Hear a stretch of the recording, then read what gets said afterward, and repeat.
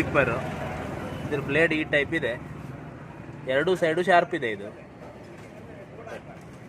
ಈ ರನ್ ಆದಂಗೆ ಈ ಬ್ಲೇಡನ್ನು ತೆಗೆದು ರೊಟೇಟ್ ಮಾಡಿ ಹಾಕ್ಬೋದು. ಎರಡೂ ಸೈಡು ಯೂಸ್ ಮಾಡೋ ಥರ ಕೊಟ್ಟಿದ್ದಾರೆ.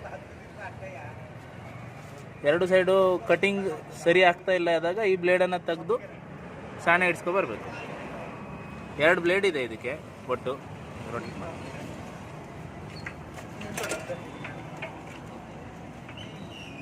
ಈ ಥರ.